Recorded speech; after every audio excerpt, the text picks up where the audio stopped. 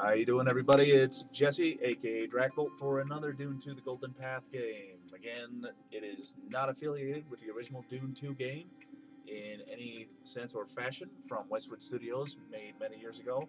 Because it uses intellectual property from that game, you do need to own a copy of that game to be able to download and use this project, which is free. So, here we are having another network game. This is going to be between Puxii and TheRaffy. And this game actually does, this flakes out about 15 minutes in. Basically, I lose my observer connection to the game. So the game does thankfully keep going. The two players are able to keep going against each other, and it does have a spectacular finish, I'm told, but I wasn't able to actually capture that. So what I'm doing here is I have already recorded this game previously, almost a week ago, and today, again, this is Saturday, and I'm just going crazy with all these wacky castings here. So I am recording audio for this game as I watch it again, so I don't have control over the map. You know, I may even do really stupid things, and while I was actually just trying to visually record the game, and we'll just have to find out what happens. So anyway, we're about to get started here. We have Puxii as the Atreides, TheRaffy is playing as Ordos, okay, hold on, Puxii is Harkonnen. Hopefully TheRaffy is still Ordos, because I always like seeing people play as Ordos. Let's see what happens. And again, this is one version back. This is version 1.1.0, which after that there were a couple of fixes and a couple of graphical changes, so not a whole lot different necessarily. Well, I shouldn't say that. What I mean to say is there are quite a few differences. So even though this is only one version back, the latest version, 1.1.02, actually has a lot of changes compared to this version. So, you know, this project moves pretty fast. I put a lot of extra time into this when I get a chance. So, you got to keep your eyes open. So, just keep that in mind. This is a version back. Here we are getting started, and TheRaffy is getting quite a bit of forward progress with his MCV. He's deciding to deploy close to the middle of the map. I think it's a great decision. And Puxii is deploying down here fairly close to the edge, and we've seen people have problems doing that before when they get hit with merc attacks. So we shall see how well this works out for him. He is throwing down a bunch of refineries, and as always, he is starting with concrete first. Puxii is a big fan of economy.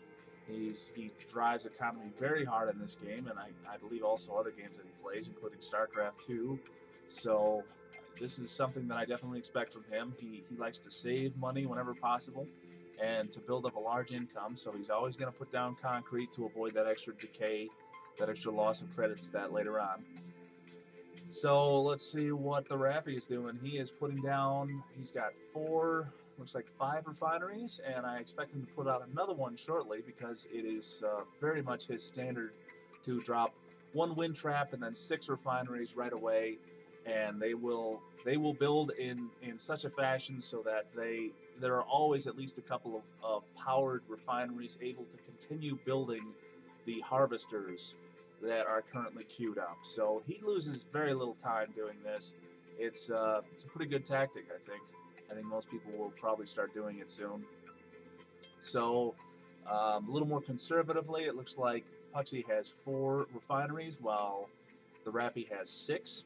And so right now, Puxii, you know, he's in a position where he could start putting out he's doing some aggressive scouting there. I see he's going after a flak trike, and now he knows exactly where TheRaffy is deployed. So, you know, he's in a position where he hasn't spent so much money right away, and he already has a bit of an economy up and running. So if he wanted to, he could start pumping out some units and getting them out there and available, and doing some rush tactics against TheRaffy, and it would probably be pretty effective. Here's me I'm just chatting here, talking about the fact that in this version 1.1.00, the observer couldn't see infantry that were inside crags. So, you know, if you look on the map, on the mini map carefully, you can see a little dot of blue in that area of crags right around there where I was just looking before, where I was wiggling the mouse back and forth. And that was actually me just trying to you know, show that there were infantry in there. They're on the map, but I can't see them just like his enemy can't see them. Excuse me. So, here is TheRaffy. He's starting to power up, and he's getting his high-tech factory. I'm sure he's got at least one carryall on the way if he doesn't have it yet. And he's got his economy moving. I'm sure he's starting to pour in some pretty healthy amounts of money, although he does need a carryall badly because you can see he's going to end up with some real serious traffic jams here, especially with those 3 refineries that are all stacked on top of each other, because that refinery in the back is really only one way to get in there with the harvesters. So he does have a carryall out, and so does Puxii. Puxii always goes for carryalls as quickly as possible. Those are very much part of his strategy.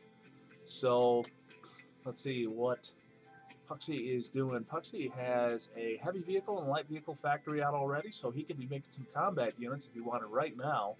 He could be pouring. He could decide immediately to transition right now from economy into combat units, and he could make a raid against TheRaffy if he wanted, and might be successful. It really just depends on TheRaffy whether he decides to also go for some quick combat potential. It looks like he's going to pump out some very light units, some trikes and raiders, and so he might not have a lot to go against it. But I see Puxii just pumped out an MCV, which costs a lot of money, and definitely means that he's going to go more to mid to late game build strategy.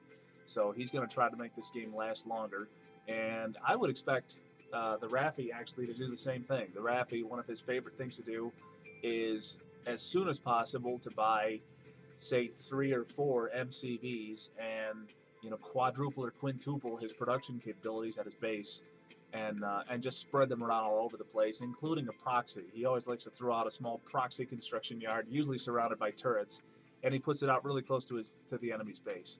So not a whole lot of action going on right now, just a lot of building up. You can see it's worm sign now, so this is a situation where it's really up to the players to start micromanaging their harvesters a little bit, and making sure that none of them do anything really stupid. Oh, I just saw one get eaten by Puxii's over at Puxii's base. There's another one going down. So unfortunately, Puxii just lost a couple of harvesters.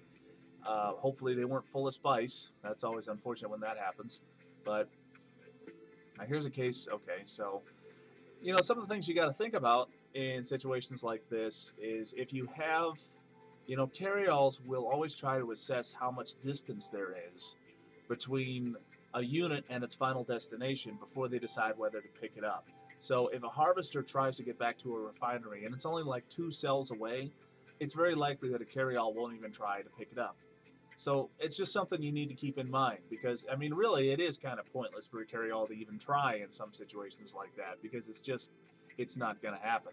He's not going to be able to catch up with the unit in time. Nobody's going to save any time.